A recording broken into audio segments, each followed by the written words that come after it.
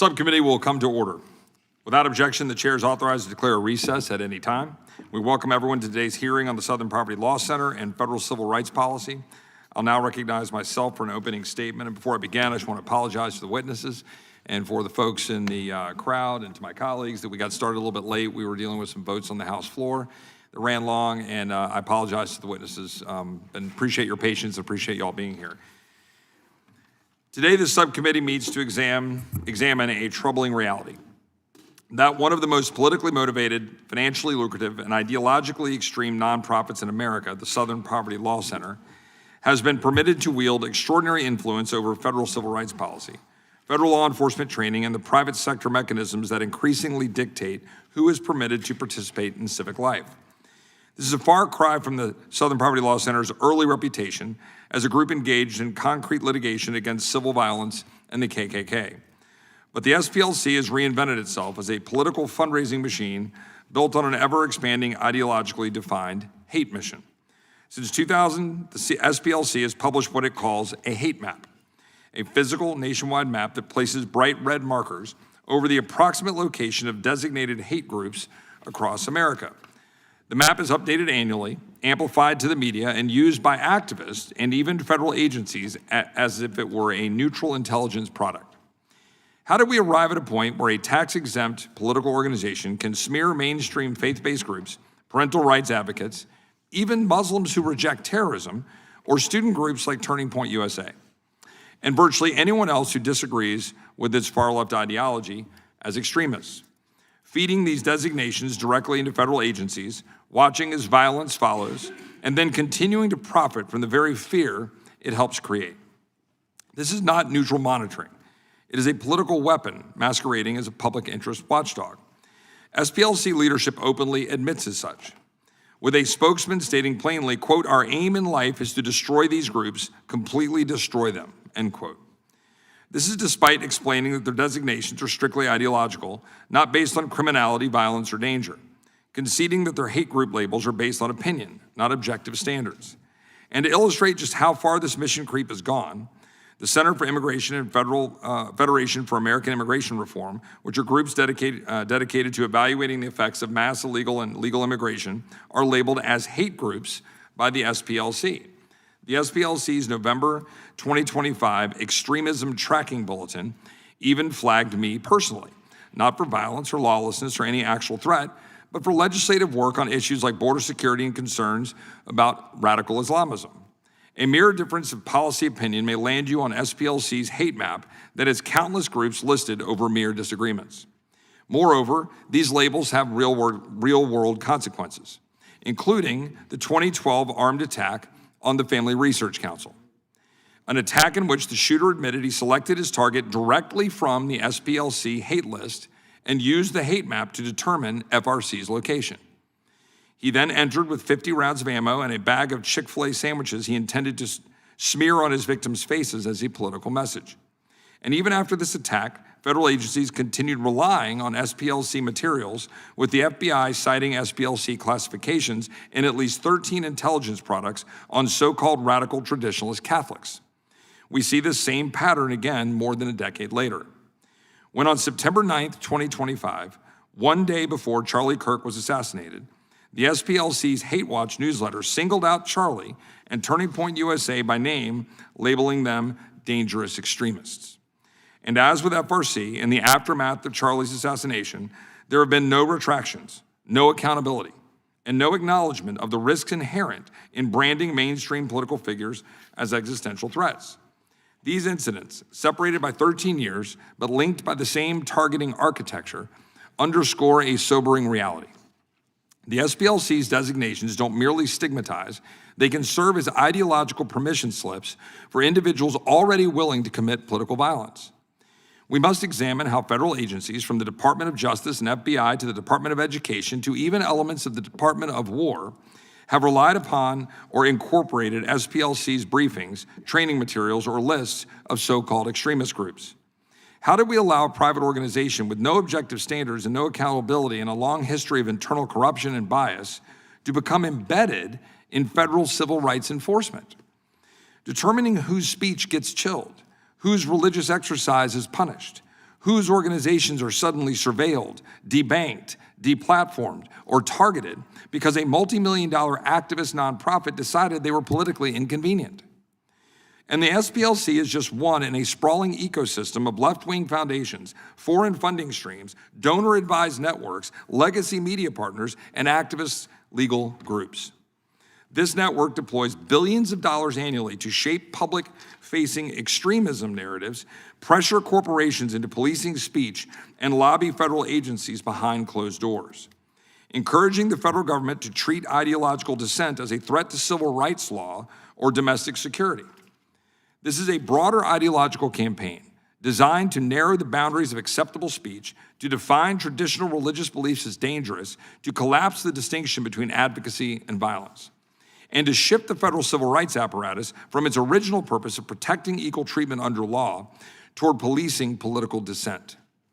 That is why this hearing is so important, because we must recognize that only a select committee equipped with subpoena authority, forensic tools, and investigative staff can follow the money, map the coordination, and expose how partisan nonprofits embedded themselves into federal civil rights enforcement to intentionally undermine constitutional liberties. As the so-called targets of these systems are not violent extremists, they are ordinary Americans, parents, pastors, students, and community leaders expressing their values and exercising their constitutional rights. Civil rights law was not designed to punish people for holding biblical beliefs or advocating for secure borders. But the incentives for expanding these extremist categories are enormous. SPLC now holds over $829 million in assets, with an endowment exceeding $738 million and tens of millions stored in offshore investment vehicles. Fear is profitable, and these organizations have built a financial model around it. Today's hearing is a critical step to affirming a basic truth.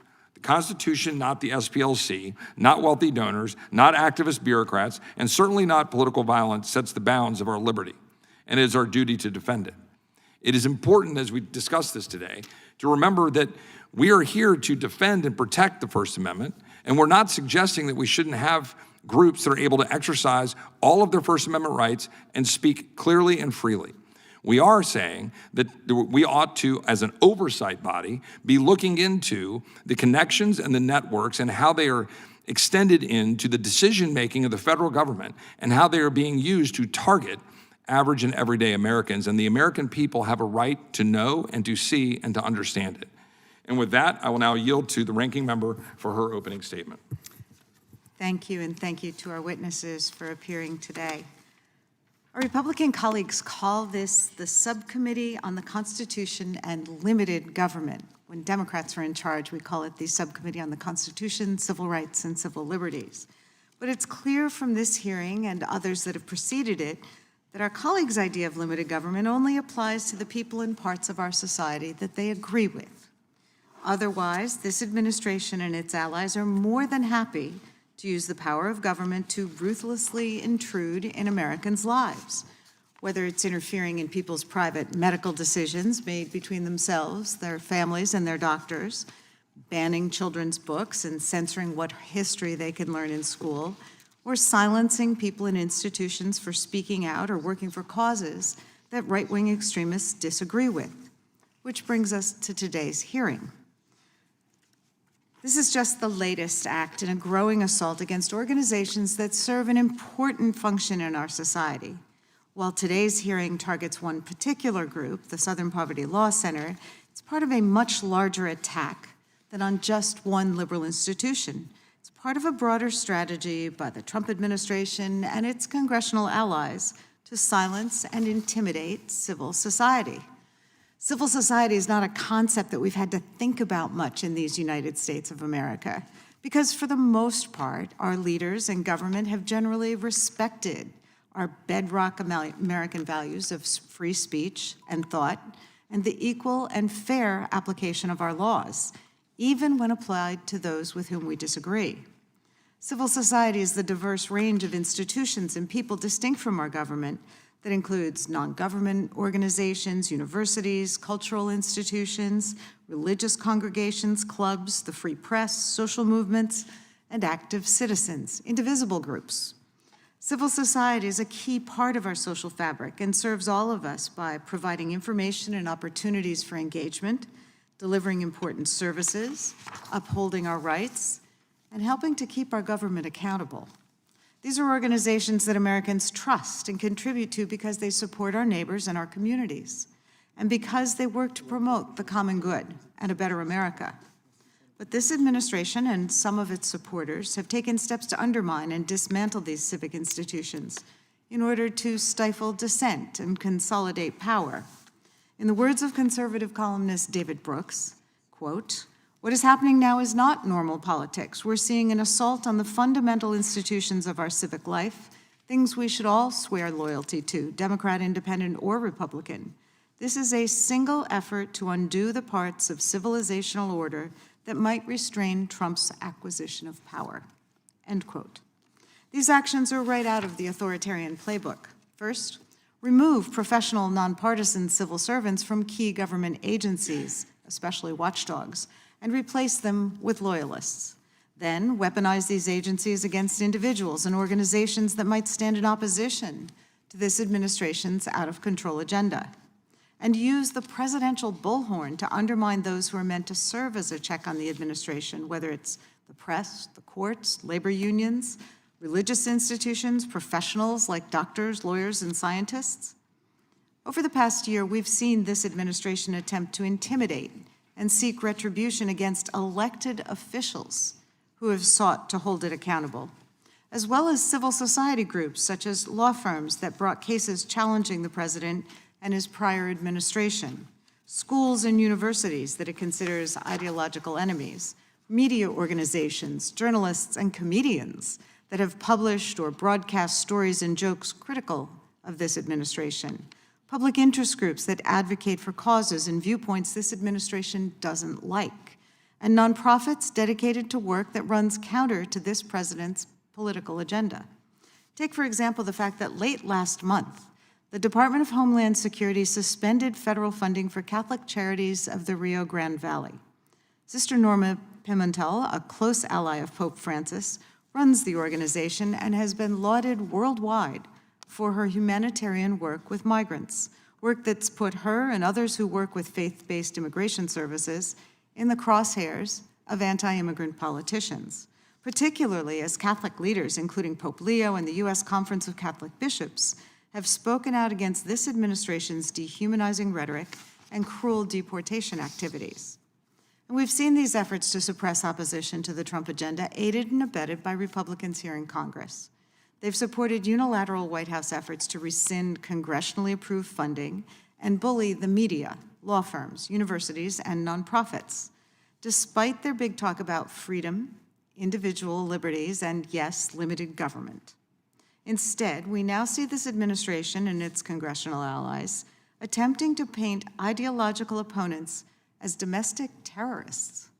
In September, the administration issued National Security Presidential Memorandum NSPM-7, singling out those that it would characterize as anti-American, anti-capitalist, anti-Christian, or otherwise hostile towards the so-called traditional views on questions of religion and morality. In other words, this administration and its allies are trying to redefine constitutionally protected speech against this president and his administration as domestic terrorism. This isn't a new playbook. During the McCarthy era, conservative ideologues tried to paint Martin Luther King Jr. and other civil rights leaders as dangerous communists. But it goes against everything our Constitution stands for. So in that tradition of attacks on civil society as a whole, we've seen a cottage industry of meritless conspiracy theories grow and be leveled against the SPLC and other civil rights organizations, groups that seek to ensure that all Americans are given a seat at the table, regardless of race or gender or background. Throughout its history, the SPLC has done important work to identify hate groups and extremist threats. And it's exactly that work that has made the SPLC and similar groups prime targets for right-wing forces now. But ultimately, these individual baseless accusations are just a means to an end. They're part of a larger goal to weaken and delegitimize the pillars of civil society. A strong, robust civil society provides the infrastructure we need for robust, democratic self-governance. But right now, these organizations and individuals that stand up for us, the ones that people look to for protection against government oppression, are under attack by this administration and its allies. We as Americans must push back because while today the target may be one particular group or those perceived to be part of one particular political ideology, the next day it could easily be you or me. Without civil society and the stability and protection these organizations provide us to counter creeping authoritarianism and right-wing propaganda, all of our rights are at risk. Because our fundamental rights, the freedoms and principles we hold so proudly as Americans, are only guaranteed if we stand up and defend them when they're under attack. So I yield back my time, but not my defense of our Constitution, our civil rights and liberties. I now recognize the ranking member of the full committee, Mr. Raskin. Thank you, Chairman Roy, and welcome to all of our witnesses here. Lethal hate crimes are on the rise in America. We saw it at the Tree Life Synagogue. We saw it in Buffalo at the Top Supermarket. We saw it in El Paso, Texas at the Walmart. We saw it in Charleston, South Carolina at church. We see hate crimes every day across America.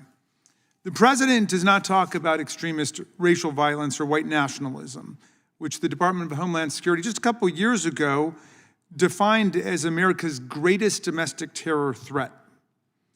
The Trump administration calls Antifa the most serious terrorist threat in the country, although no one can tell us where it's headquartered, who its leaders are, what its structure is, how many members it has, or what crimes it is responsible for committing.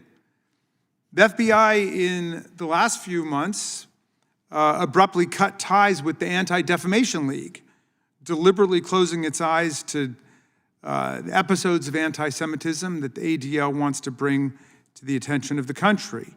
The administration gutted the domestic terrorism operations section of the FBI, which has monitored threats by violent groups, including white nationalists. President Trump, in fact, has a history of disturbing actions in this field. He invited over for a lavish dinner at Mar-a-Lago Nicholas Fuentes, a vicious neo-Nazi and Holocaust denier who calls for annihilation of the Jews, and self-proclaimed Hitler lover Ye.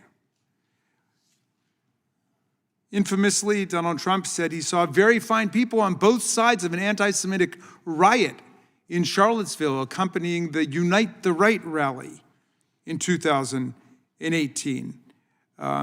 He saw very fine people marching down the boulevard, which led into an anti-Semitic riot, a confusion that has not afflicted prior presidents like Franklin D. Roosevelt, who knew exactly which side America needs to be on when Nazis are on the march. President Trump's immigration enforcement teams are encouraged to violate people's civil rights, arresting people solely on the basis of the language they speak or the color of their skin. The president calls refugees garbage. He calls the Somali American community garbage. He uses expletives to describe entire countries in Africa. He pardoned 1,600 rioters who attacked the U.S. Capitol and our Constitution on January 6, 2021, including hundreds who pled guilty to or were convicted of violently attacking our police officers with baseball bats, steel pipes, broken furniture, and bear mace. Many of those pardoned convicts proudly carried Confederate battle flags and Nazi paraphernalia into the Capitol, and many of them, since their pardons, have gone on to commit other crimes against American citizens, like terroristic threats, home invasion, armed robbery, rape, child sex abuse material, trafficking, and so on. Now, in other times, Democrats and Republicans alike would rely on the Southern Poverty Law Center to help us keep track of the movements of violent white supremacy in the country. The Southern Poverty Law Center has been a vigilant voice in civil society against radical white nationalist violence and extremism, neo-Nazism, and other forces across the political spectrum that spread organized hate from any quarter. The president, however, wants to undermine civil society organizations and to reduce our ability to defend ourselves against the virus of racial violence. The administration is engaged in a full-blown assault on civil society. The nonprofits, the law firms, the universities, the independent journalists who gather information, research the white supremacist movement, and defend our freedom and our civil rights and voting rights in court. The majority, unfortunately, now has chosen to hold a hearing to promote its conspiracy theories about the Southern Poverty Law Center simply for exercising its First Amendment rights. If my friend, the chair, is shocked and horrified that a private group would call out hate speech and violence where it arises, how does the chairman feel about actual government officials accusing other government officials of various crimes? On November 20th, President Trump accused 6 members of the House and Senate of, quote, seditious behavior from traitors, locked them up when all they did was to state the uncontroversial truth that members of the armed forces have a duty to refuse illegal orders. How does he feel about high-ranking presidential aide Stephen Miller saying the Democratic Party is not a political party? It is a domestic extremist organization. Certainly, I think it's more dangerous when you have government officials engaging in speech like that. The Southern Poverty Law Center promotes nonviolence in America, an interracial coalition, and peace. To my knowledge, there's never been a single member of the Southern Poverty Law Center in its more than 5 decades of existence that's ever been convicted of participating in a violent crime. But it is the target of this hit job today, part of this broader attack on the not-for-profit community. Long before the horrifying assassination of Charlie Kirk, which I have vehemently denounced, the president and his allies have targeted law firms that represent clients he doesn't like, universities that don't follow a line of right-wing dogma and political correctness, and journalists who dare to report facts critical of the Trump administration's corruption and authoritarianism. They now simply are using Mr. Kirk's murder to engage in tactics imputing collective guilt, guilt by association, and guilt by pure invention against civil society groups that they don't like. This past September, President Trump issued an executive order purporting to designate Antifa as a domestic terror organization, even though a senior FBI official struggled just last week in testimony in Congress to explain how Antifa is even an organization, after claiming without irony that it is the largest domestic threat facing the United States. More than 3,000 nonprofit groups have signed an open letter asserting that the National Security Presidential Memorandum on Countering Domestic Terrorism and Organized Political Violence is not about protecting Americans or defending the public interest. It's about using unchecked power to silence opposition and voices that the president disagrees with. To put it bluntly, the Trump Justice Department seeks to redefine any kind of political dissent against him as domestic terrorism. That is a classic Orwellian and authoritarian tactic that anybody who loves freedom should reject. We must hold a hearing on the Trump administration's attempt to criminalize political dissent in the country. Instead, we get this hearing rehashing the same old lies about the Southern Poverty Law Center. Mr. Chairman, we can do a lot better than this. We should all be working together to oppose real political violence and terror, which remain a plague on the land. We must denounce political violence across the spectrum, and we should allow any civil society group to call out extremism, terrorism, fanaticism, and violence as they see it. But today, we miss the mark a lot by targeting one group only, which has always proclaimed its fidelity to the Constitution, to civil peace, and to nonviolence in the country. I yield back to you, Mr. Chairman.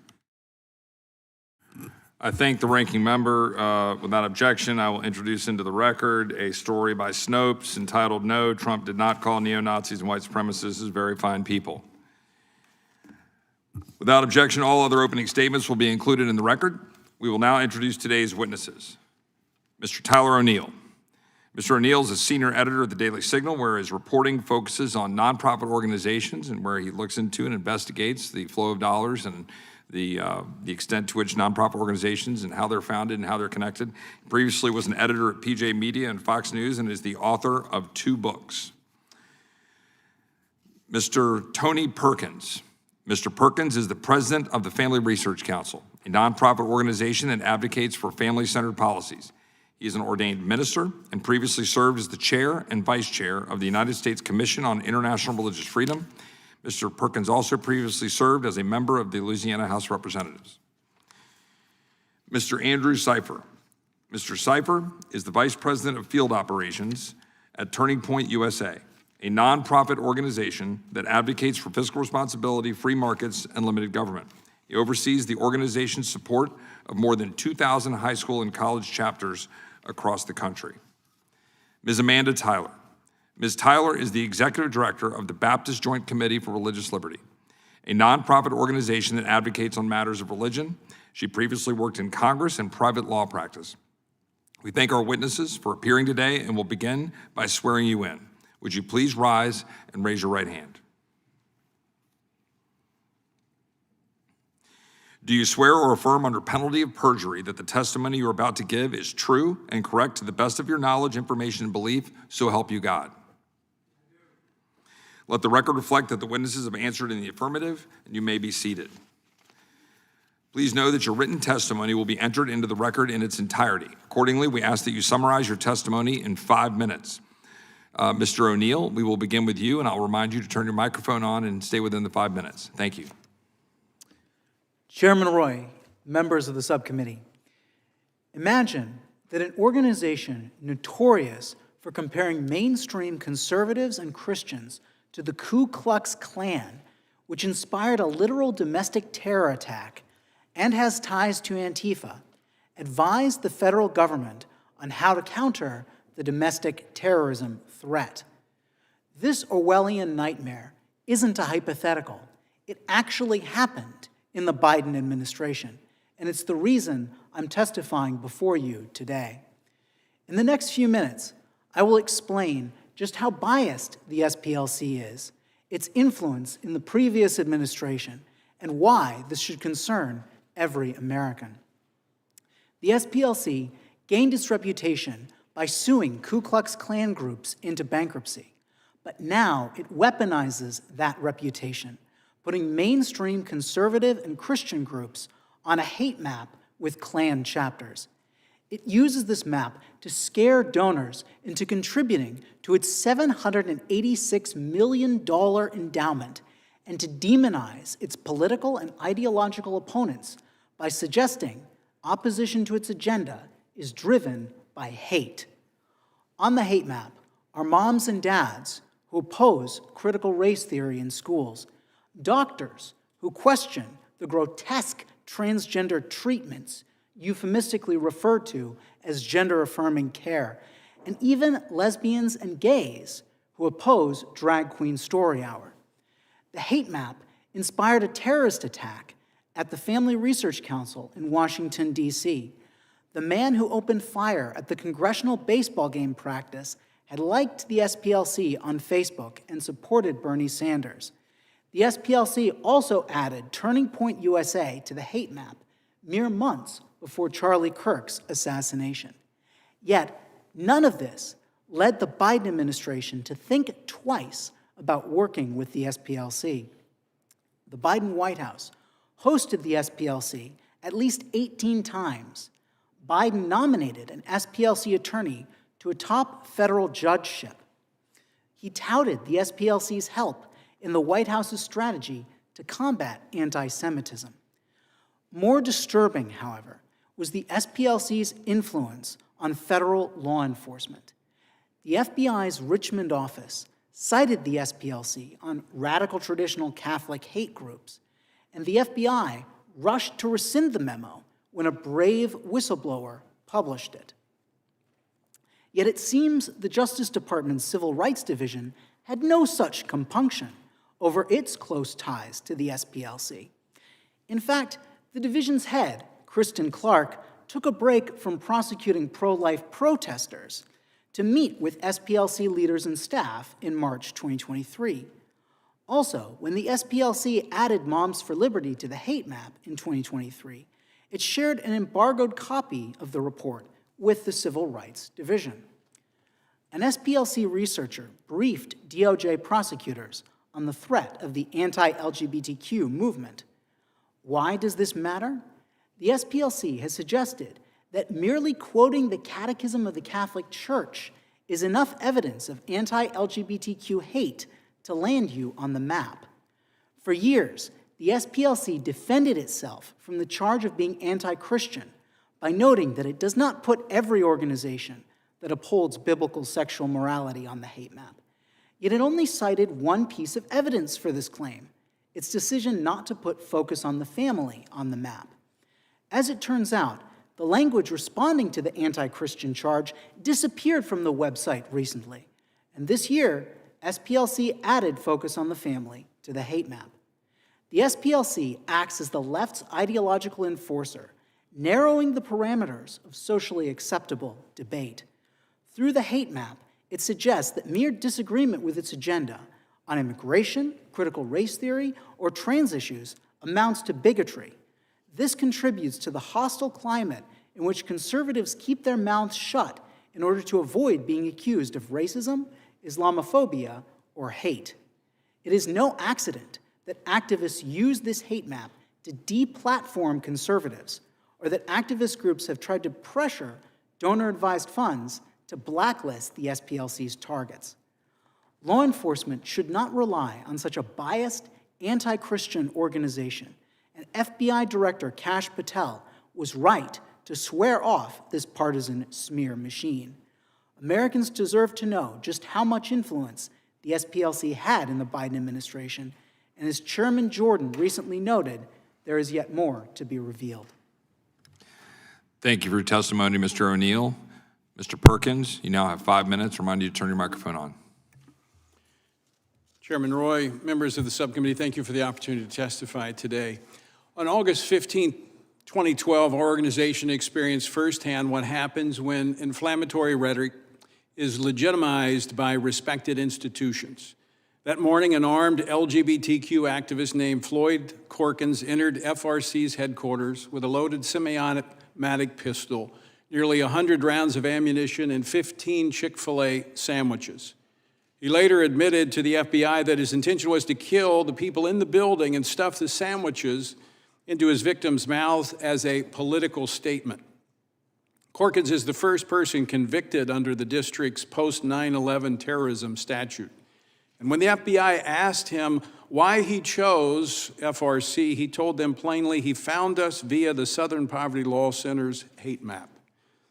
2 years earlier, FRC became the first mainstream Christian public policy organization labeled a hate group by the SPLC. The SPLC not only placed us on a list, they published an interactive map pinpointing our location, doxing us and making us a target.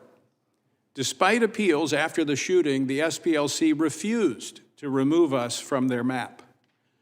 To the SPLC, the life-threatening gunshot suffered by our African-American building manager, Leo Johnson, was little more than collateral damage, acceptable if it intimidated Christians who uphold biblical teaching on marriage and human sexuality.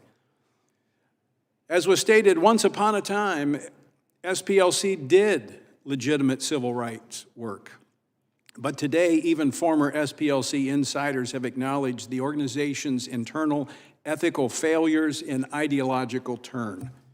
SPLC is an activist advocacy organization that, to use a sports analogy, is not only a player, but they blow the whistle, call the penalties, claiming authority to decide who may speak, while actively shaping the political fight themselves. Their hate map isn't research. It is a political weapon aimed at silencing viewpoints that the left opposes. And the legacy media is a silent partner with them. When FRC was added to the list, a Soros-funded group immediately demanded MSNBC and Chris Matthews ban me from appearing on Hardball. Within days, the SPLC label functioned like a verdict, treated as an unquestionable fact without investigation or accountability. The result is the silencing of conservative voices. More troubling, government agencies have used SPLC materials to shape training and threat assessments. The Department of Defense previously used SPLC materials in trainings that cast suspicion on Christian organizations. Local law enforcement agencies circulate SPLC lists as though they were intelligence bulletins. Schools have incorporated SPLC's material into curriculum presented to children as objective fact. Major corporations, from online platforms to payment processors, have used SPLC's label to deny services, restrict donations, and cut off basic financial tools to Americans.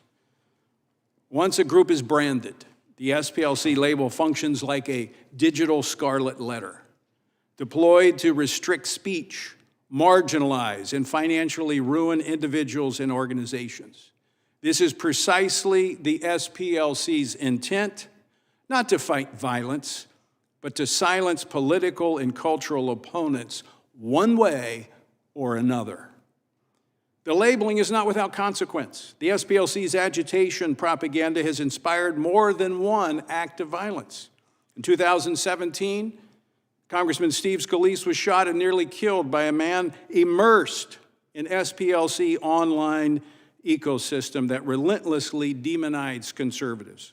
Prior to the shooting, the SPLC had called for Steve to be removed from his GOP leadership position.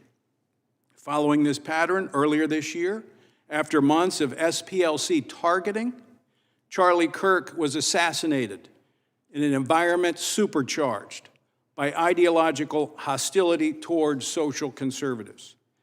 The SPLC and other groups in this left-wing ecosystem create an environment ripe for terrorism, a form of terrorism in which influential public figures and media outlets use incendiary but deniable rhetoric to incite anonymous, ideologically aligned individuals to commit unpredictable and often violent acts. Government, the media, and corporations should not facilitate an organization that characterizes law-abiding citizens in a way that suggests violence against them is justified. The SPLC refuses to acknowledge its role in fueling this hostility, but denial does not erase responsibility. If the SPLC is truly committed to reducing hate, then they should drop the gun, take down the hate map, and stop feeding the dynamic that pushes unstable individuals toward violence.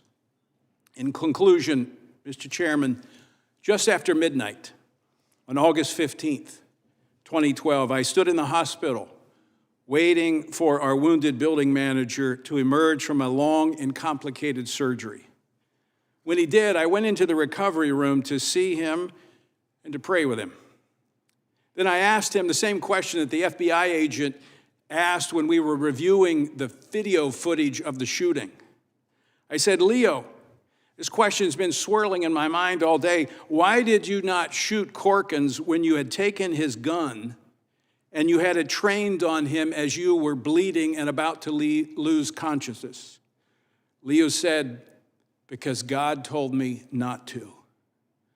That kind of restraint, the belief that life is sacred, is what the SPLC refuses to acknowledge in the very people it labels as dangerous. If we want a freer, safer, and more just society, we must reject the SPLC's practice of ideological blacklisting and ensure the government agencies, media outlets, corporations, and schools stop outsourcing moral judgment to an organization that's long abandoned neutrality and morality. Thank you, Mr. Perkins. Appreciate that testimony. We'll give Ms. Tyler some grace on her time as well. Feel free to use the time as needed. Mr. Cipher, you are now have 5 minutes. Remind you to turn your microphone on. And right before you begin, I do want to say this. Obviously, all of us were horrified about what happened to Charlie in September. I can't believe it's been 3 months. And I know that given your responsibilities in dealing with university chapters, that you were physically present on the scene. Just know that we're praying for you, for Charlie's family, for the entire TPUSA family, and appreciate your willingness to be here. You're now recognized for 5 minutes. Thank you, Mr. Chairman. Good afternoon, Mr. Chairman and members of the committee. My name is Andrew Seifer, and I am the Executive Vice President of Field Operations for Turning Point USA. In my many years leading our operations, I have overseen the chapter growth at colleges and high schools, building the largest campus chapter organization in the country. I've also managed our campus events, including Charlie Kirk's Prove Me Wrong tables, where his passion for open dialogue with disagreeing students made him a social media giant, reaching millions of young people through tough, humanizing conversations. Over the years, Charlie and Turning Point have been attacked by groups like the Southern Poverty Law Center, which villainizes our open dialogue approach on campuses. The SPLC hastily labels ideologically opposing organizations as hate groups, misleading well-intentioned entities and blurring the line between real hate and mere differences of opinion.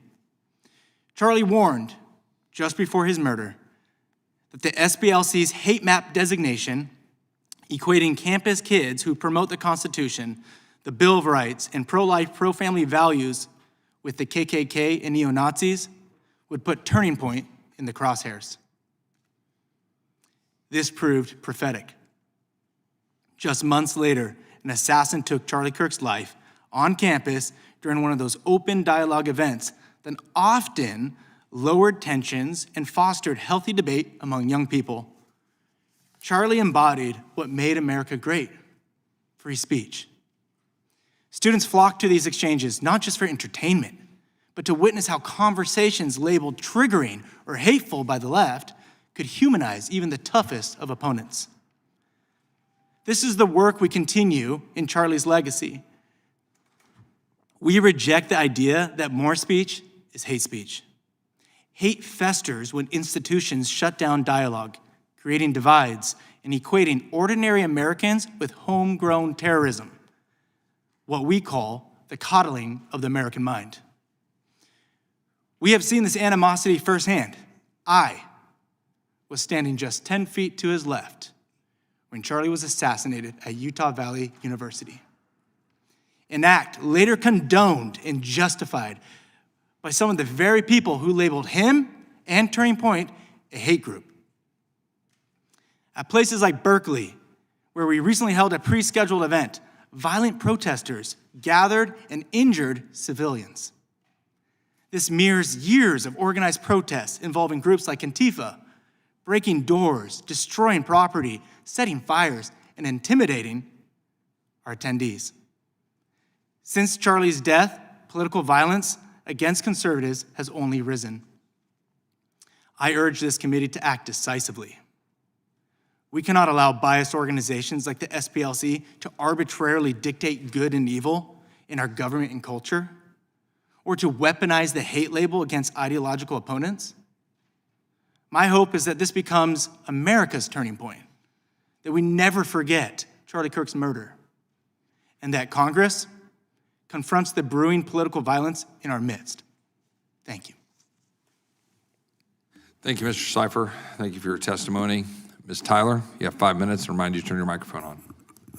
And a little grace on the 5 minutes if you need it. Thank you. Good afternoon, Chairman Roy, Ranking Member Scanlon, members of the subcommittee. I am Amanda Tyler, Executive Director of Baptist Joint Committee for Religious Liberty. As a faithful Christian and a patriotic American, I'm honored to be here this afternoon to offer testimony about why the treatment of civil society organizations is directly relevant to religious liberty and First Amendment protections. First, I mourn with the Jewish community in the wake of the deadly anti-Semitic attack at Bondi Beach in Australia this weekend. This latest attack, fueled by anti-religious hate, is a tragic reminder of the need for a united front that will stand against every instance of violence and actively work to dismantle the ideologies that drive that violence. For 89 years, BJC has worked to advance faith freedom for all. BJC has a consistent record of supporting both of the First Amendment's religion clauses, no establishment and free exercise. Our commitment to religious freedom stems from the historical experiences of early Baptists who suffered the pain of persecution that resulted from religious fervor coupled with the coercive power of the state. BJC works with a diverse group of organizations, both secular and religious, in various coalitions. Depending on the case or the policy we're working on, we may find ourselves on the same or opposing sides with other groups that work on religious freedom issues or other concerns that are crucial to our pluralistic democracy. Nonprofits, religious and secular, are essential to American democracy, creating opportunities for civic engagement, caring for neighbors, and standing up to abuses of power. When government attacks these institutions, especially during moments of instability or when government services are strained, communities suffer. American civil society represents the broad diversity of the American people. Dissent and disagreement between these groups is a hallmark of a free society. We cannot conflate policy disagreement with dangerous conduct.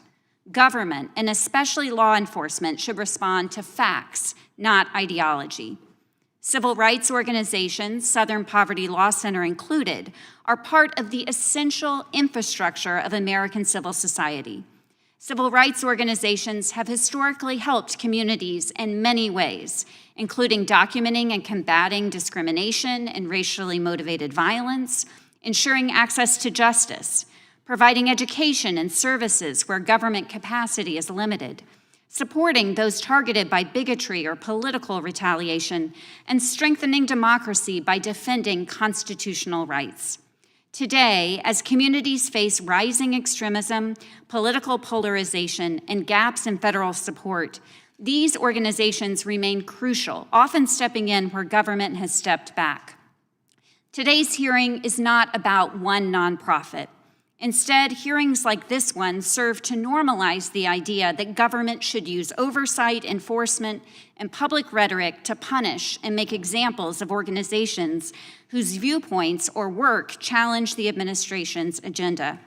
Such retaliation can chill advocacy, undermine constitutional norms, and threaten the independence of the nonprofit sector. Government targeting of nonprofits should concern all Americans.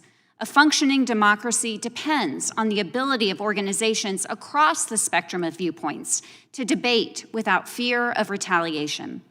What begins as political retaliation against the civil society organizations quickly becomes a threat to conscience rights, religious pluralism, and the foundational First Amendment protections that safeguard all people and all faith communities. Religious liberty depends on a government that remains neutral when it comes to religion, neither favoring nor denigrating any religious viewpoint held by individuals and groups. Government misuse of its authority, whether through investigations, rhetoric, or selective enforcement, creates a climate where religious people, houses of worship, and faith-based charities are put at risk. For faith to remain free, it must never be used as a tool of political power. Religion must never be used as a proxy for threat or danger. There are no second-class faiths in this country. When the state elevates certain ideologies and stigmatizes others, it erodes both free expression and free exercise. A vibrant and free civil society is core to religious liberty in our country, as well as essential to achieving the promise of our constitutional democracy, that all belong, no matter how one worships, how one believes, or how one identifies religiously or not. Thank you. Thank you, Ms. Tyler, for your testimony. Without objection, the gentleman from Arizona, Mr. Biggs, will be permitted to participate in today's hearing for the purpose of questioning the witnesses if a member yields him time for that purpose. Without objection, we will now proceed under the 5-minute rule with questions, and I will now recognize the gentlelady from Wyoming for 5 minutes. Thank you, and good afternoon, everyone. We appreciate you joining us here for this important discussion. The intended effect of SPLC's hate map is clear. By lumping mainstream conservative voices and organization in with actual Nazis and extremists, the SPLC delegitimizes any opinion to the right of whatever line the SPLC deems acceptable. Richard Cohen, the former president of the SPLC, when discussing whether Antifa would be listed, was quoted as saying that, quote, "There might be forms of hate out there that you may consider hateful, but it's not the type of hate we follow," end quote. In June 2020, the SPLC published an analysis stating that designating Antifa as a domestic terrorist organization is dangerous and threatens civil liberties. Let that sink in. According to the Southern Poverty Law Center's website, its hate data list for 2024 includes 1,371 groups, up from 599 in the year 2000. Some of the groups listed include what we should expect: neo-Nazis, the KKK, and others. However, this list lumps in countless conservative advocacy organizations, including Alliance for Defending Freedom, Moms for Liberty, Parents Defending Education, Turning Point USA, and the Family Research Council. Now, Mr. Cipher and Mr. Perkins, you have both testified about the impact and the consequences of the SPLC designating your organizations as hate groups. I'm going to start with you, Mr. Perkins. Could you briefly describe or list off any of the commonly held conservative beliefs that would lead the SPLC to classify your organization as a hate group? According to the SPLC, the reason is our biblical view of marriage and human sexuality. That is what causes them to classify us as a hate group. And as a result, then you had the incident that you described during your testimony earlier. They actually put a target on your back, didn't they, Mr. Perkins? Correct. If you'll recall, back in 2012, there was a Chick-fil-A day where nationwide people went to Chick-fil-A because Chick-fil-A at the time had made a statement in support of natural marriage. And because we, along with then Governor Mike Huckabee, now Ambassador Huckabee, had promoted that day, Corkins went to the map of SPLC to find FRC, and he targeted us. It was also, when he was arrested, he had a list in his pocket which had actually a couple of more Washington, D.C.-based organizations coming from the SPLC map. Okay, Mr. Cipher, can you describe some of the beliefs of Turning Point USA that would warrant a listing as a hate group by the SPLC? For the record, none. We have three core beliefs at Turning Point USA. Charlie would always state them. One, that the Constitution is the greatest document to ever be written. Second is that the USA is the greatest country to exist in this world. And lastly, that capitalism is the greatest economic system to lift people out of poverty. And as a result of those three core beliefs, SPLC has designated you as a hate group. Is that fair? Not at all. That's right. While there is no doubt that these designations can have a significant impact not only on the reputation and operation of listed organizations, tying them to the entities that are truly responsible for hateful acts and violence, it actually inflames tensions and threatens individual safety, as you've both described. One point that sticks out to me when looking through the center's hate data is that very few, if any, left-wing extremist organizations and activities show up. To hone in on one of the more well-known examples, Antifa is conspicuously absent, despite the SPLC's specifically maintaining categories for anti-government extremist groups and general hate. In a more recent example, the SPLC failed to specifically condemn the violent actors endangering Jewish students at American universities following the horrific October 17th attack carried out by Hamas and supported by radical Islamists, including many right here in the United States of America. Mr. O'Neill, could you briefly provide some insights on why they would exclude Antifa, pro-Palestinian, and pro-Hamas organizations on American campuses, Jane's Revenge, and other left-wing extremist groups from their hate data framework? They have ties to some of these organizations, particularly with Antifa. They hired a woman who is described as Antifa's secret weapon, a researcher. When it comes to, I can't speak to exactly why they don't, but what I can say is it is an absolute travesty that they will put organizations like Turning Point USA and Moms for Liberty as anti-government extremist groups comparable to the Klan in their view, and then not put actual groups that are hurling Molotov cocktails at government buildings. I think that you make a very good point, and I'm out of time. I yield back. Thank you all for being here today. I thank the gentlelady from Wyoming for her questions. I'll now recognize the ranking member, the gentleman from Maryland, Mr. Raskin, for 5 minutes. Mr. Chairman, thank you. You know, maps are protected by the First Amendment. So you can make a flat Earth map. You can make a map of S-hole countries as designated by Donald Trump. You can make a map that calls the Gulf of Mexico the Gulf of America or the Gulf of Mexico. If you don't like somebody else's map, you make your own map. That's basic John Stuart Mill. That's what we do under the First Amendment, but we've got an entire hearing organized around one map published by one group. So, look, I'm someone who's an ardent defender of the freedom of speech on all sides.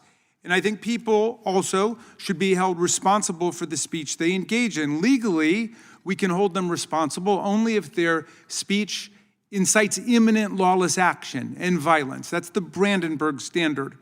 Short of that, or engages in defamation, for example. But short of that, we hold them accountable morally and politically. So there's nothing wrong with the process of saying, I don't like your speech, I don't like your map. Of course, it would be good if we had a real hearing that was about hate speech generally in the country, or speech that endangers other people. For example, a number of the mass murderers who showed up in Buffalo or in El Paso and killed dozens of people, themselves in their manifestos and their social media statements said that they were acting based on the statement that, and the well-known conspiracy theory that George Soros is engaged in a plan to replace the American population, the so-called Great Replacement Theory. Does that mean we can ban that speech? No, we can't ban it, but certainly we should talk about it, and we should talk about the moral implications of people who engage in it. Same thing with people in the pro-life movement who call doctors and physicians who are OBGYNs baby killers, which has led in many cases to doctors being murdered or violently assaulted or attacks on abortion clinics. So it is true that speech does have a real world effect, even though in our society we only allow it to be punished if it's incitement to imminent lawless action. Or analogous to that. So, Ms. Tyler, let me ask you, I think that we don't want attacks now, violent attacks against the Southern Poverty Law Center. And I know you don't work for them, you work for the Baptist Committee, right? That's right. I work for Baptist Joint Committee for Religious Liberty. But is the Southern Poverty Law Center a hate group like the Ku Klux Klan or the neo-Nazis? Do they proclaim interest in violence or nonviolence? And has anybody at the Southern Poverty Law Center ever been convicted of engaging in a conspiracy to murder or to engage in violence against anybody, including Charlie Kirk? I know of no reports of that violence, and I know of SPLC as a civil rights organization that tries to draw awareness to white supremacy and files legal action to protect our civil rights laws. Okay, so the way that we sort this out in an organized society under the rule of law is that if somebody actually engages in a conspiracy to murder, or aids and abets a murder, or imminently incites violence against someone, they can be prosecuted. Short of that, if they engage in speech, especially the kind of speech the SPLC is involved in, which is trying to stop hate violence in the country, then we essentially leave them alone, except for some reason we've decided to have an entire hearing about one map created by this one group. Look, if we really wanted to promote nonviolent, peaceful discourse in the country and to promote greater understanding and civil peace, which I hope everybody in this room could get behind, what would we be doing? What are you doing to try to promote civil peace and civil conversation and dialogue? Well, one thing we do at Baptist Joint Committee, along with a number of other organizations, is try to draw awareness to our First Amendment protections for religious freedom, and to make space for all different views on religion, and to help people have some tough conversations, including in religious communities. You know, one of the projects that we work on is something called Christians Against Christian Nationalism. So we don't shy away from difficult topics that we believe do contribute to Okay, different I'm issues. running out of time, but just tell us finally, what do you think is behind this really extraordinary attack on civil society organizations and particular groups like the Southern Poverty Law Center? Well, I see this as an attack on civil society, as a way to try to quash dissent, as a way to chill advocacy, and that I really fear for the future of our pluralistic democracy if groups and individuals succumb to the intimidation. I think this is a moment that we all need to be leaning into our democratic society and participating like many of us have never done so before. Thank you. Yield back, Mr. Chairman. Thank the ranking member, Mr. Raskin. I'll now recognize the gentleman from North Carolina, Mr. Harris, for 5 minutes. Thank you, Mr. Chairman, and thanks to all of you on our panel today. You know, something that has been concerning to me is the Biden-Harris administration's targeting of Catholics in Richmond for being so-called extremists. And it was thanks to the investigative work done by this committee that we learned that the Biden-Harris administration relied on the Southern Poverty Law Center in its memo that labeled traditional Catholics as domestic terrorist threats. And I applaud FBI Director Kash Patel's decision to terminate the FBI relationship with the SPLC, although such a relationship should have been terminated a long, long time ago. Mr. Cipher, what does it say to you about the Biden administration's view of conservatives that they were using a resource that categorized conservative groups like ADF and Family Research Council among the likes of the Aryan Brotherhood and the Nation of Islam? Mr. Harris, thank you. What it shows is that the Biden-Harris administration did not truly care about what most Americans believe. Turning Point USA represents what most Americans believe in the nuclear family. They believe in law and order. Those very things are the things that the SPLC uses in their very biased approach in targeting and labeling Christian conservative organizations.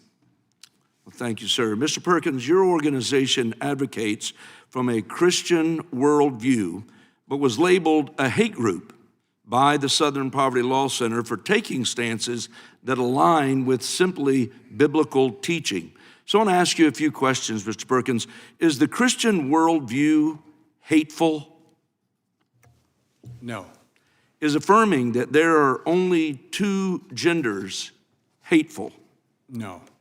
Is believing God created marriage between a man and a woman hateful? No, it's the reason we're all here today. Is the Christian worldview that teaches the very morals upon which this nation was founded hateful? No, sir. And does disapproving of someone's actions mean that you hate them? No. The definition that the SPLC holds out is one that's trying to prevent violence. Words are not violent. When you're having a disagreement over public policy, you should be free to do so. And we advocate for their right and their freedom to do that. As a former police officer, as a Marine veteran, I've protected the First Amendment right. But what as the issue here today is not a map, it's who uses the map. Government agencies should rely on transparent, peer-reviewed criteria, not partisan advocacy groups. And we should implement safeguards against unverified external lists used by government to target peace-loving, law-abiding citizens. Well, according to a Gallup poll, 69% of Americans identify with a Christian denomination. Now, of course, you and I know that there's a diversity of beliefs within Christianity, but what does it say about the SPLC that they would label as hateful a group that aligns with the identity of the majority of our country? Well, that they are anti-Christian, for one, and biblical truth, and I would even question whether or not they're pro-American. Thank you, sir. Mr. O'Neill, I worry that not every organization may have the resources to be able to deal with the consequences of being placed on SPLC's hate map. What are some of the challenges that you would see that may arise within an organization if they happen to land or be labeled a hate group by this group? Yeah, there are many challenges.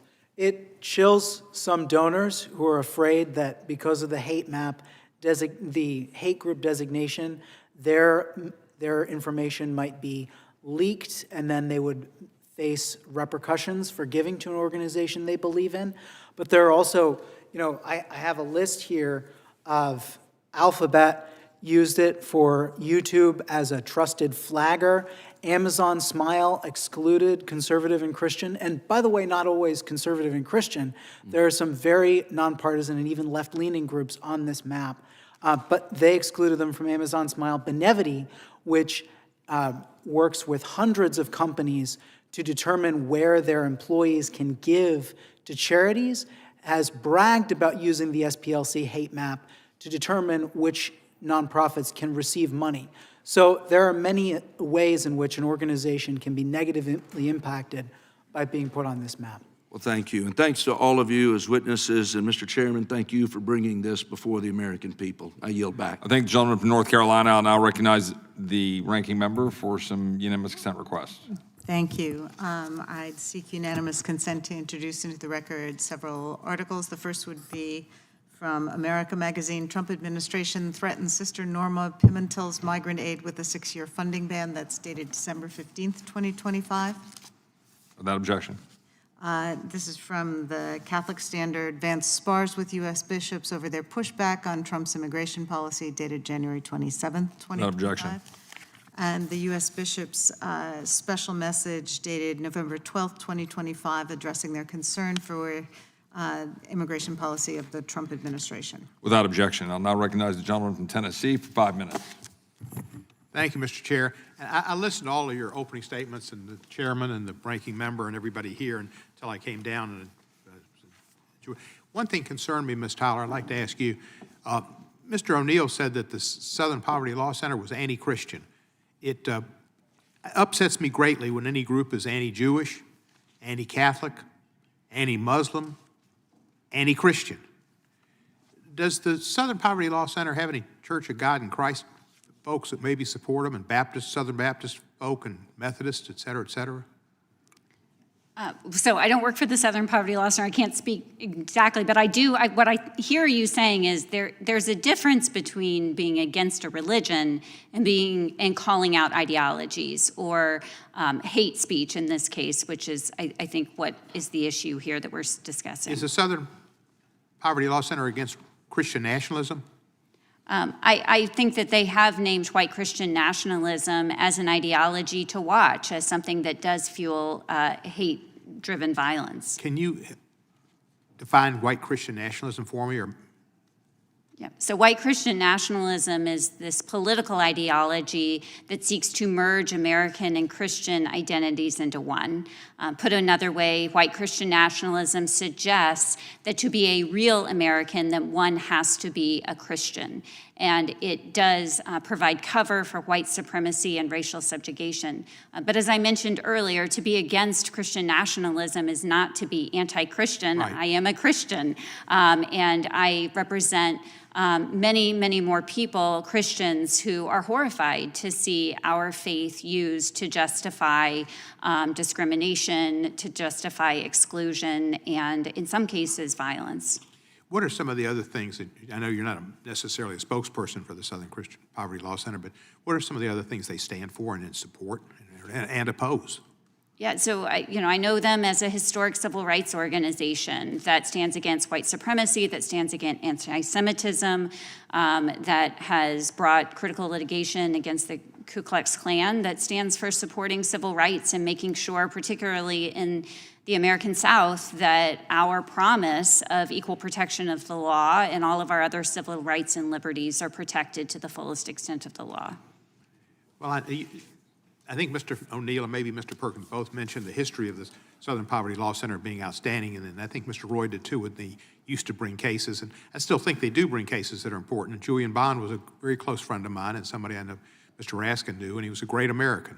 And he was one of the founders of the Southern Poverty Law Center, and Morris Dees as well was a very strong spokesperson for civil rights and a supporter. He was one of the founders.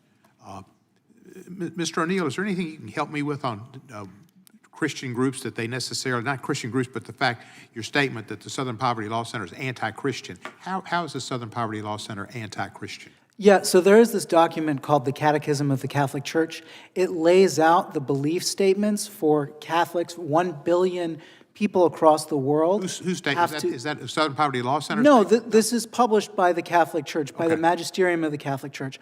The Southern Poverty Law Center, when they decided to put the Ruth Institute, which is a small charity in Louisiana, one of the groups that finds it difficult to respond and have the money to respond to the negative defamation of the Southern Poverty Law Center, in justifying putting them on the hate map, the SPLC quoted, and they didn't just quote it once, they quoted it twice. They quoted the president of the Ruth Institute just saying that the Catholic Church believes, and this is the statement of faith for all Catholics, remember, that homosexual activity is intrinsically disordered. The SPLC put that on there twice, suggesting that just believing what 1 billion Catholics ostensibly say they believe justifies you being on the hate map.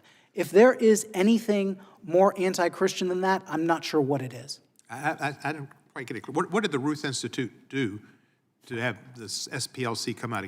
Yeah, so the Ruth Institute advocates for survivors of the sexual revolution. That's what they call people who suffer from family breakdown. The president of the Ruth Institute, Jennifer Roback Morse, has gone on the radio many times, and she is a devout Catholic, and she has cited the faith positions of the Catholic Church. It is those statements of faith from the Catholic Church that derive directly from the Catechism that the Southern Poverty Law Center decided was hateful enough to cite as evidence to put her on the hate map. They put her on the hate map. Yes, they put her on the hate map. They have not put the Catholic Church on the hate map, though by putting her on the hate map in this way, they have suggested that the entire Catholic Church should be on the hate map.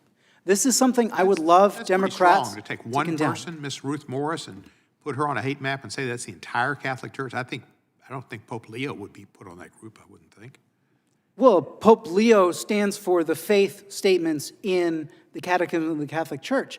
If the Catechism of the Catholic Church is a hateful document that justifies putting you on the hate map, then he belongs on the hate map logically based on the Southern Poverty Law Center's own presentations. Ms. Tyler, do you know anything about this lady or the group? I do not. Okay.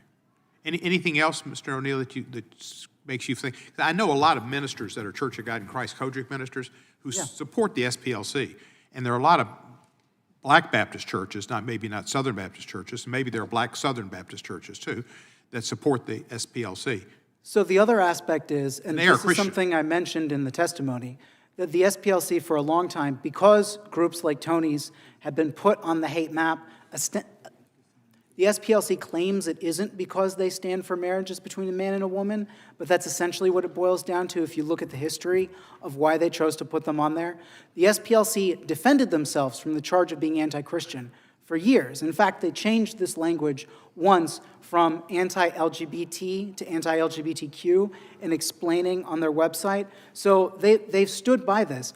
They said when they were called anti-Christian, they said, no, we're not anti-Christian because we don't put every Christian group that stands for the traditional definition of marriage on the hate map. But they only had one piece of evidence for this, and that was that they didn't put focus on the family on the hate map. Then, earlier this year, the language defending themselves from the anti-Christian charge disappeared from their website, and they put focus on the family on the hate map. My time is up, and thank you for... Mr. Cohen, I like the spirited back and forth, and the way you handled that, I was happy to let it go over time, and I appreciate your questions. I'll now recognize the gentleman from California for 5 minutes. Well, thank you, Mr. Chairman. First of all, I agree with Mr. Raskin that the Southern Poverty Law Center has a right to say whatever it is that they want to say. The reason we defend outrageous speech like theirs is because we have the same freedom as men and women of goodwill to call them out on it. And that's what I see as the purpose of this hearing today, to call them out for truly outrageous and patently unfair and hypocritical allegations. And I think that's the point that Ms. Hageman was making. You know, Ms. Tyler says, well, this is an attempt to intimidate and chill SPLC's speech. Well, that's an interesting perspective, considering the fact that the SPLC's stock in trade is to intimidate and chill the speech of anyone they disagree with. Mainstream conservative groups like Turning Point USA and the Family Research Council, the Federation for American Immigration Reform, Moms for Liberty, and the Center for Immigration Studies. Mr. O'Neill, have they ever called out Antifa? I think, did I understand you to say they actually had Antifa activists involved with their organization? Yes, they had a woman who was described as Antifa's secret weapon. She was profiled in Wired magazine, describing her that way.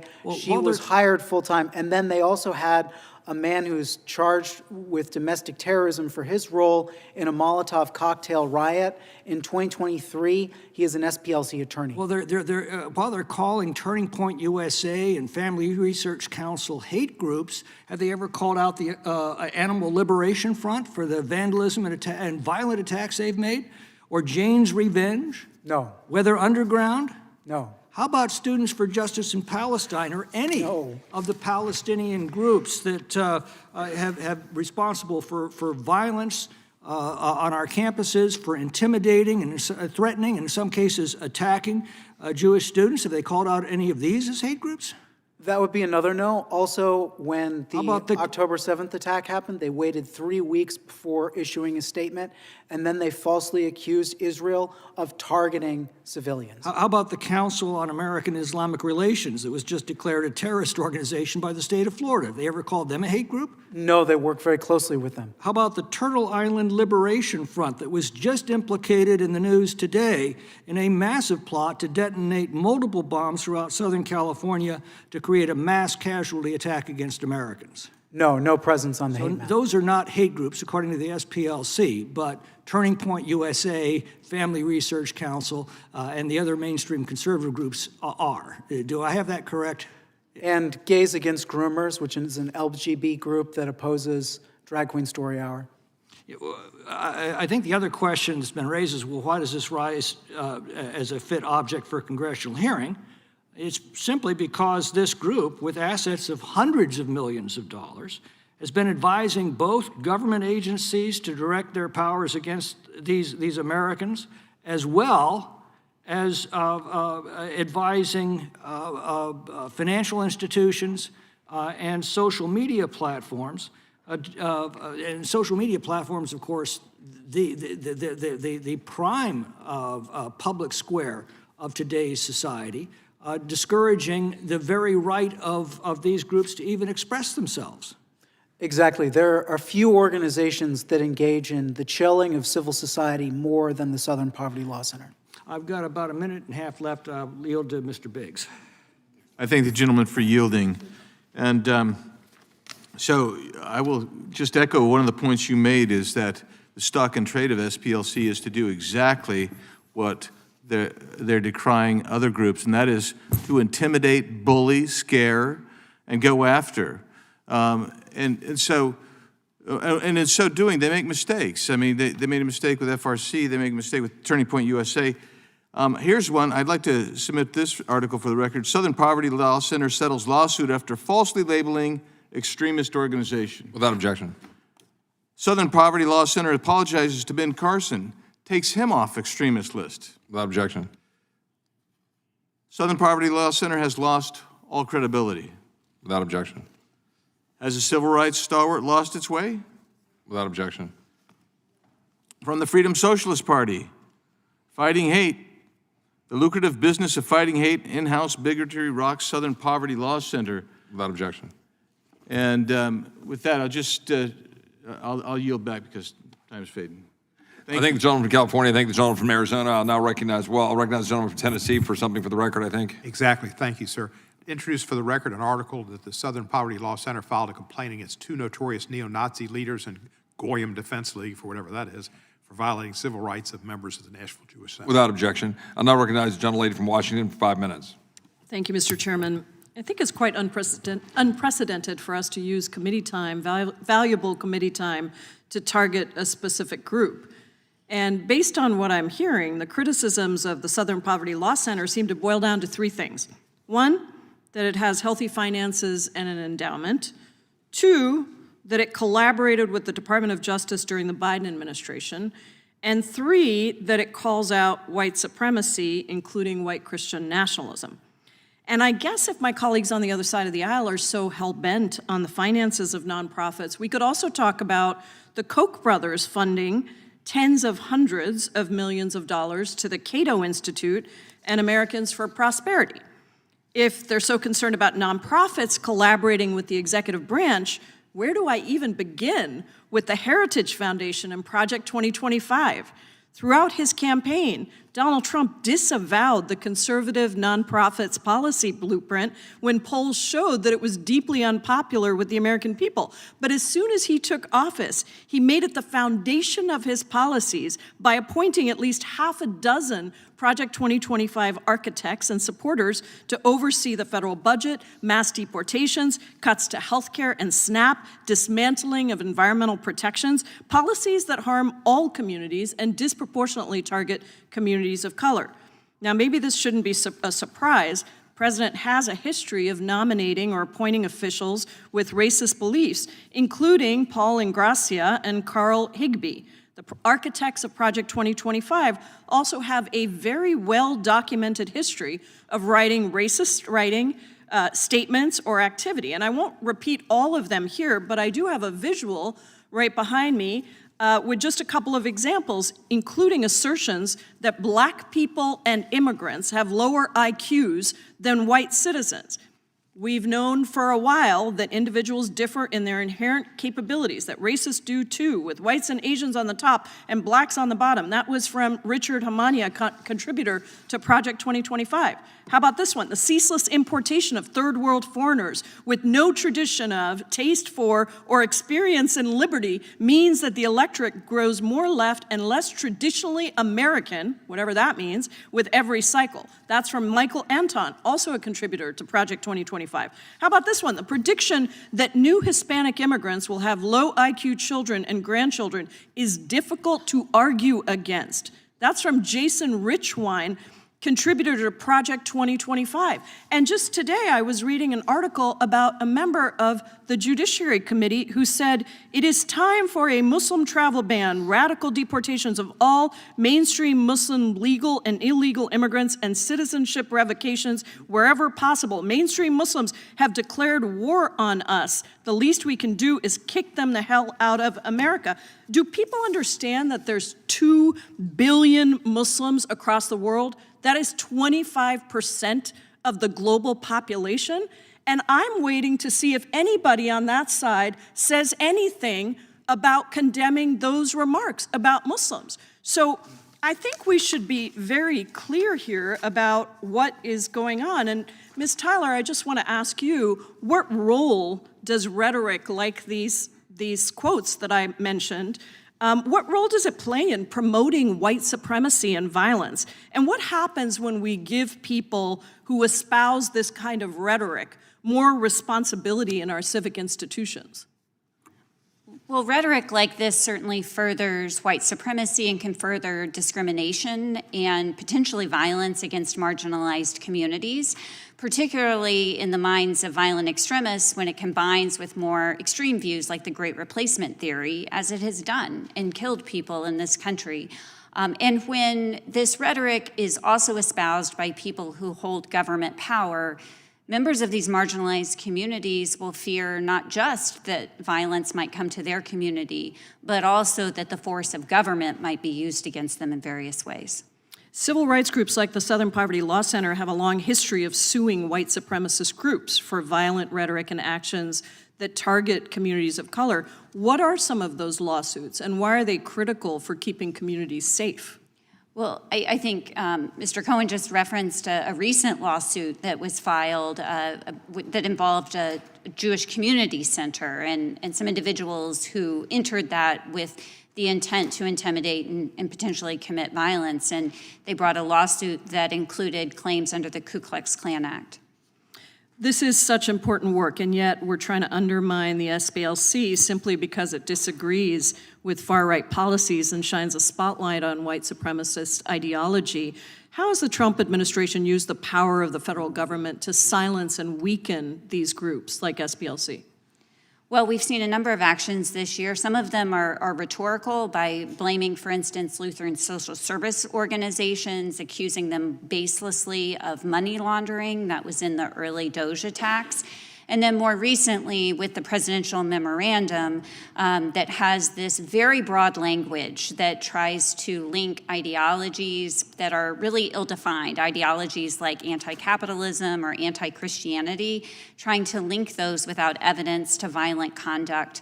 And the impact of that is that it will chill advocacy, that it tries to silence dissent. Because even if that presidential memorandum lacks the force of law, since there are no laws, on the books around domestic terrorism, they do serve to be a warning to groups that if you oppose this administration, that you will come under scrutiny, extra scrutiny like this hearing. And a threat to free speech rights of some of us matter to all of us. I thank you. I thank the gentlelady from Washington. Now recognize the gentleman from Missouri for 5 minutes. Thank you, Mr. Chairman.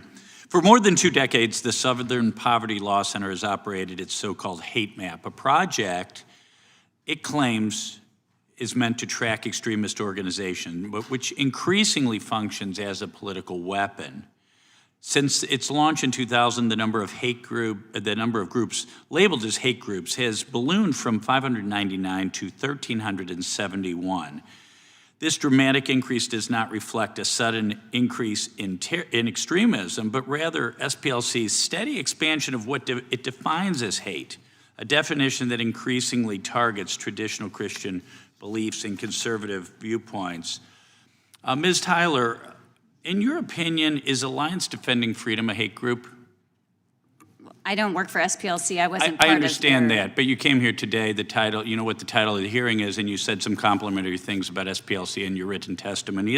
In your opinion, is ADF a hate group? I wouldn't use that term. Yeah, I wouldn't either for an organization that argued 16 cases before the U.S. Supreme Court. How about Turning Point USA? Is Turning Point USA, in your opinion, a hate group? Again, I don't speak for SPLC, and I'm asking I'm for here yourself for and my your organization. Do you believe Turning Point USA is a hate group, Ms. Tyler? Yeah, my organization doesn't label groups, and Okay, I good. don't. How about Family Research Council? Is Family Research Council a hate group, Ms. Tyler? Same answer. Okay, is Focus on the Family Same answer. a hate group? How about Prager University?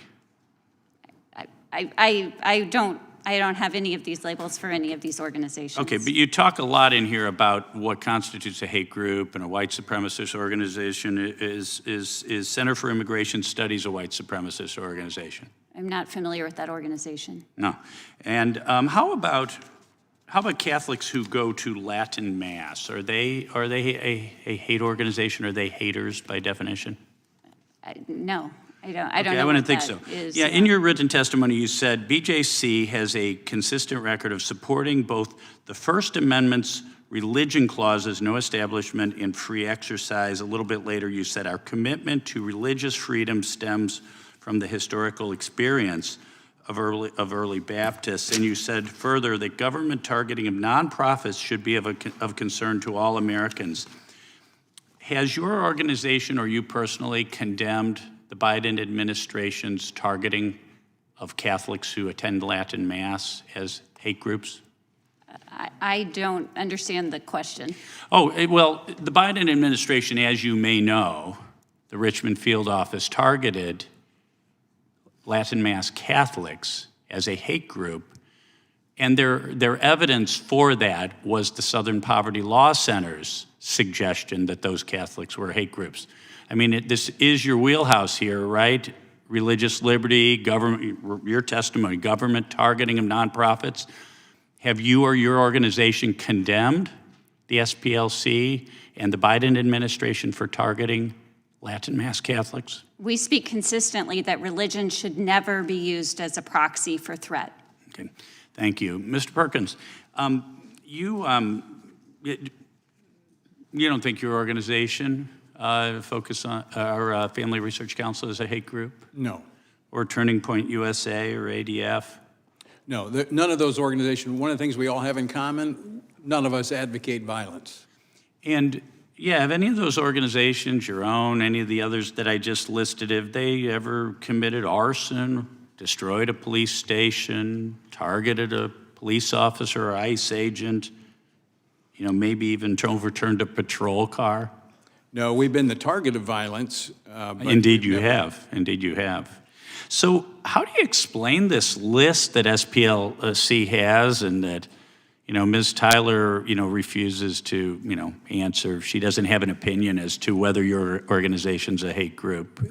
How do you explain that list? Well, the difficulty is because it's not based upon any type of action. It's based upon ideology that the Southern Poverty Law Center disagrees with. And so again, they have the freedom to speak and make lists. They can do it all day long. But it's when the government uses that list to marginalize citizens, you have taken a player and you've made him a referee. And isn't that why we're here today? That is exactly why Because the Biden administration used SPLC's hate list, hate map, to target, among others, I'm sure. So did the Obama administration. And so did the Obama administration. So that's what we're talking about. The SPLC, in collusion with government, targeting Yes, sir. religious groups and political groups with which the Biden regime and the Obama regime disagreed. Well, thank you for your testimony. Thank you to all the witnesses for being here today. Thank you, Yield gentleman back. from Missouri. I now recognize the ranking member of the committee for a UC request. Thank you very much. Just two things, Mr. Chairman. One is an article from April 18, 2024 in the New York Times, "No Bias Found in FBI Report on Catholic Extremists," and also Thomas Jefferson's letter to the Danbury Baptists. Without objection, and I will now recognize the gentlelady from Vermont for 5 minutes. Thank you so much, Mr. Chair. We're here today because Republicans are uncomfortable that a nonprofit has labeled several of their core organizations as hate groups. And I'd like to explore the facts and understand why the organizations sitting before us today, particularly the Family Research Council, Mr. Perkins, may have been labeled a hate group by the SPLC. FRC was designated as an anti-LGBTQ hate group by SPLC in November 2010 for its dissemination of false and denigrating propaganda about gays and lesbians. The designation was based on FRC's pattern of spreading debunked claims linking homosexuality to pedophilia. Mr. Perkins wrote that, quote, "While activists like to claim that pedophilia is a completely distinct orientation from homosexuality, evidence shows a disproportionate overlap between the two. It is a homosexual problem." Mr. Perkins also called the It Gets Better anti-bullying campaign, which is designed to save the lives of gay kids across this country who are being bullied mercilessly. He called it disgusting and part of a concerted effort to persuade kids that homosexuality is okay and actually to recruit them into that lifestyle. I would like to say, for the record, nobody recruited me. I would have loved to have had somebody actually talking to me about my experience. Didn't happen, doesn't happen. And if that's not enough, we have documented connections that Mr. Perkins has appeared at organizations that have been supportive of white supremacist groups. So look, the SPLC did not make up these designations out of thin air. We have the receipts. And I just want to say words matter. Accusations that an entire community is dangerous because of who they love makes LGBTQ Americans who live in all of our districts, every single district here, over 9% of Americans identify as being part of the LGBTQ community. So it makes all of those people less safe. That's tens of millions of Americans, and I'm one of them.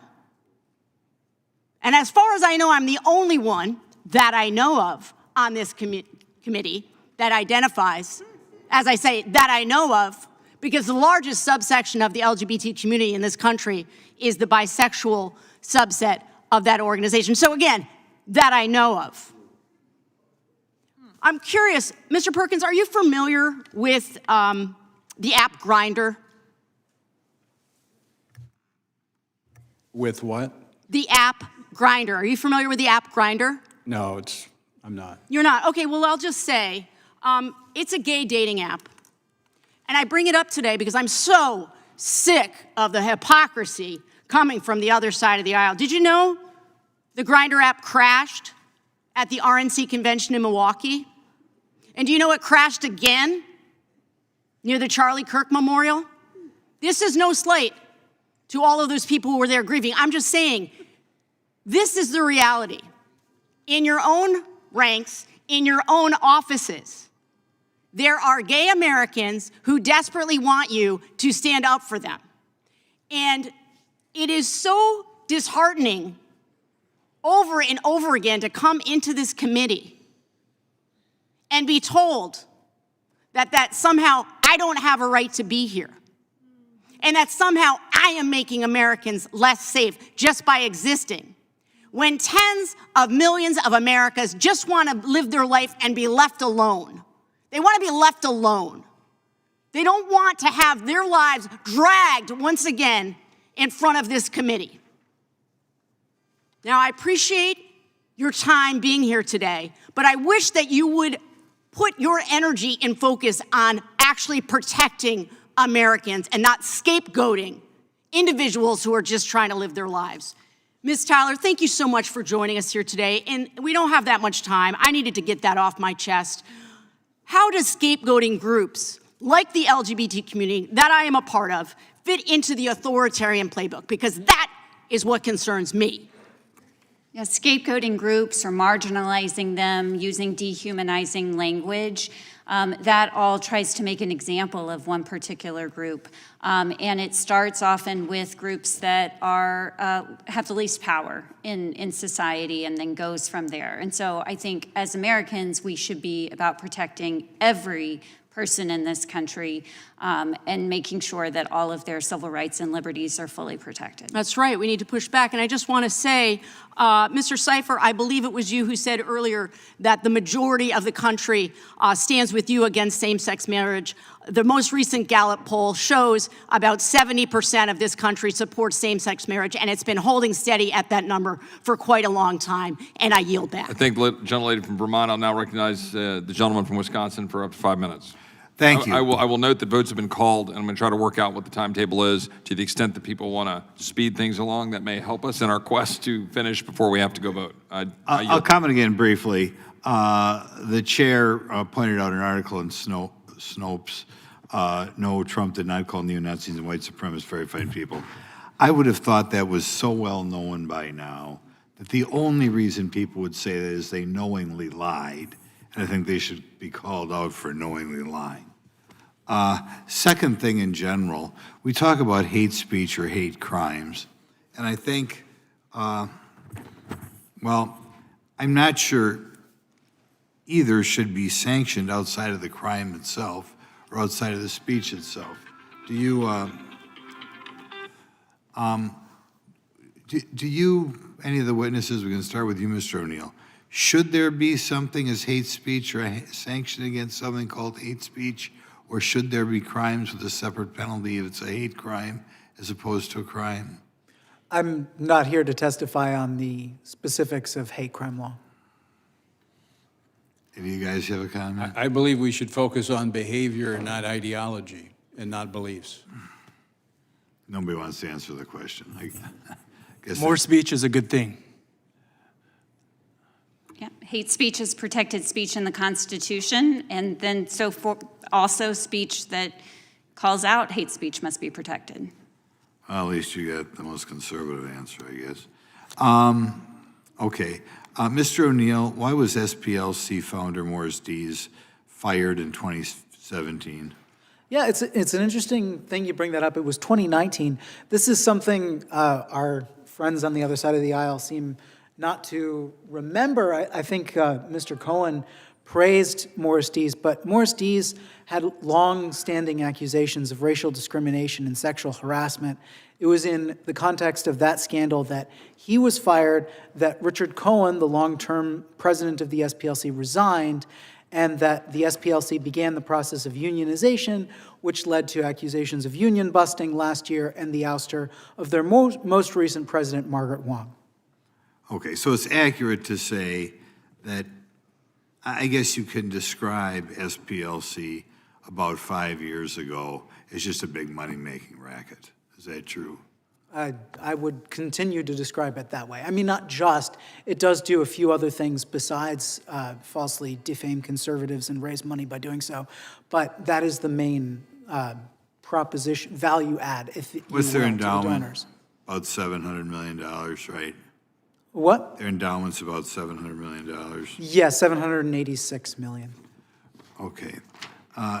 Given the public record of retractions, settlements, and criticisms of SPLC methodology, why do you believe so many this is a really good one. Why do you believe so many national news organizations rely on SPLC, given that the blizzard of legal, I guess you'd call malfeasance they've been involved in? It's a useful political weapon, not just for the legacy media, but also for our friends on the other side of the aisle. It's also a useful weapon for Ms. Tyler here. It was very interesting to me to hear her not stand by some of the accusations that Alliance Defending Freedom and Family Research Council and groups like that are hate groups, despite the fact that she is constantly using Christian nationalism to demonize conservative positions. Okay.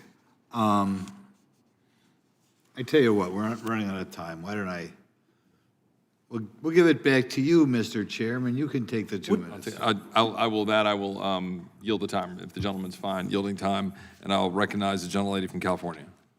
Thank you, Mr. Chair. I'll get right into it.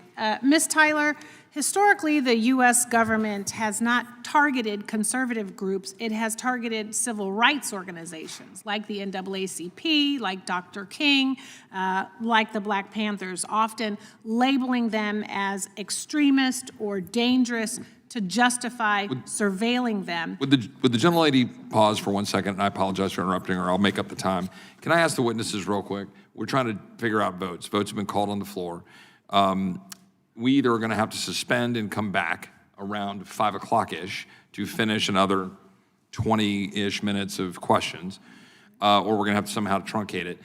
Are the witnesses able to stay and finish out at 5 for like 30 minutes, if that's what we have to do? Yes? Okay.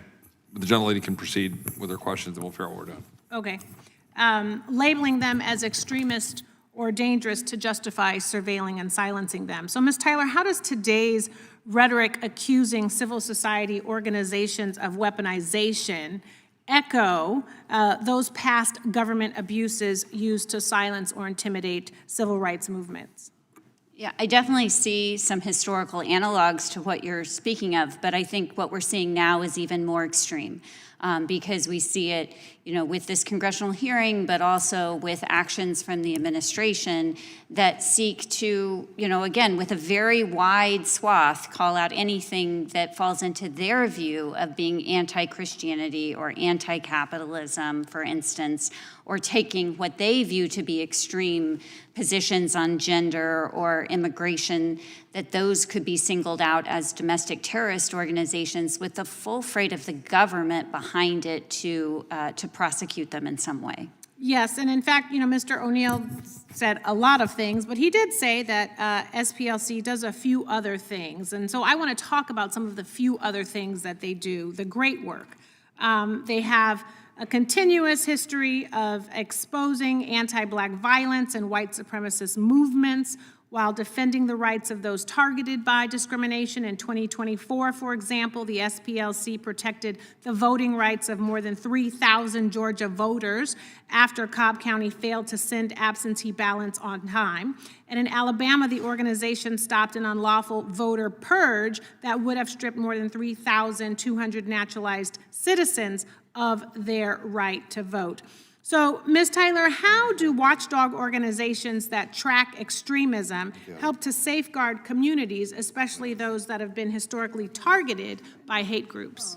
And so civil rights organizations like SPLC, they draw awareness to hate groups and to help warn communities ahead of time when there might be violent action. And it's important, civil society, including civil rights organizations, play a vital role in the overall fabric of American society, and we need to have strong public-private partnerships in order to keep all Americans safe. Absolutely. So I have a few other questions for you. Would you say that the Cato Institute is like a left-wing, Antifa-allied organization? Would you categorize Cato as that? I would not. Okay, so I wouldn't either. I think they're libertarian at best. But even the Cato Institute, I believe, released a report saying that since 1975, People motivated by hard right ideologies were responsible for 63% of politically motivated murder. Does that sound, have you heard of that report? I have not. Okay. But I don't. We're going to trust Cato today. How about that? And even I'm going to say that. There was a killing of a representative from Minnesota, Miss Hortman, who was killed alongside her husband and her dog. And the police recovered many items of the person responsible for killing them. And maybe you have you heard if they had also recovered like materials that this person had belonging to SPLC or other left-leaning organizations? I have not heard that. No, I hadn't either. But what I have heard is that the person was motivated by the false but racist Great Replacement theory, conspiracy theory, and in fact had a list targeting other Democrats and wanting to go after them. In fact, it was a list of 70 targets. Doesn't seem to me like that was a person that was connected to, motivated by Antifa. And in fact, Ms. Tyler, I don't know if you know this, but the FBI actually took down, right, stopped working with both the SPLC and also the Anti-Defamation League. Did you know that? I learned that earlier in this hearing. And so what do you think about that? Well, I think that it's vital that our government meet with a broad variety of organizations, especially those that are concentrating on rooting out white supremacy and anti-Semitism in order to make all of our communities safer. Well, I would think, I'm going to just enter into the record, Mr. Chair, because I know we're out of time, the destruction of DOJ's Civil Rights Division and why it matters. Without objection. And I will yield back. Thank the gentlelady from California. I'll recognize the gentleman from Texas for a few minutes. Thank you, Mr. Chair, and thank you for holding this hearing, and thank you to the witnesses for taking the time to be here and very eloquently explaining your position. Ms. Tyler, I want to start with you. You've written pretty extensively about what you call white supremacy and Christian nationalism. Is that correct? Yes, most specifically Christian nationalism. Got it. Do you believe that white Christians are a problem? No. You've written that. I've got an interview here, the transcript from an interview you gave in November of last year with the Interfaith Alliance, where you wrote, quote, or you stated, quote, white Christians have been more a part of the problem than a solution. That was in relation to your views on Christian nationalism. Do you remember that? Yeah, so I'm including myself, right? I am a white Christian, and I'm saying that white Christians... That's because of views on Christian nationalism, is that right? Yeah, so... Okay. Did you know that 34% of black Americans support quote-unquote Christian nationalism, and that number is 30% for white Americans? I think that Christian nationalism is an ideology that every racial group, every religious group embraces or rejects to different extents. Do you think that black Christians are also a problem? So I said no. I said when you stated asked in me this if white interview, Christians... I have the transcript here. You stated in this interview that white Christians are a problem. I'm asking you if you have the same view about black Christians. So I think white Christians have done more than other groups to perpetuate white Christian nationalism, and I include myself in that category. Black Christians support Christian nationalism at higher rates than white Christians, per the statistics that I just read. So Christian nationalism is an ideology that all different groups can reject, and I think that's one social service. I got it. Survey. No. What my understanding is that the categorical condemnation only applies to white Christians and not to black Christians. That seems to be your testimony. So most of my work is working with white Christian communities. We've got limited time. I know, and I asked you about both, but we've got limited time, so I want to move on here. I just wanted to clear that up to make that very clear for everybody listening.